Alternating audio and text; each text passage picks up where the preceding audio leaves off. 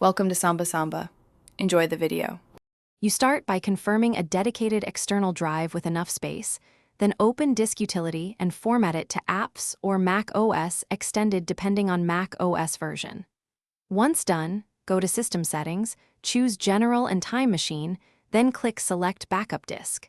You'll pick the formatted drive and enable Encrypt Backups if you want security. Make sure to toggle Time Machine on. This sets automatic hourly backups by default and launches the first backup immediately. You now fine-tune what Time Machine cop is. Click Options to exclude folders like downloads or large media libraries, which keeps backups smaller and faster. Then confirm whether to encrypt backups. Encryption protects your snapshots, but adds a password requirement. Once settings are set, click Backup Now to create the first baseline backup. This may take hours depending on size.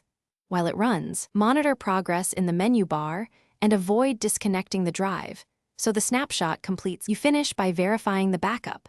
Enter Time Machine from the menu bar and browse a recent snapshot to confirm files are present. To restore a file, select it and click Restore. For a full system, boot to Mac OS Recovery and use Restore from Time Machine Backup or Migration Assistant. If something goes wrong, unplug and replug the drive, try a different cable or port, confirm the drive format, and ensure enough free space. If failures persist, run First Aid in Disk Utility to repair the drive. Thanks for watching. Consider subscribing if we helped you.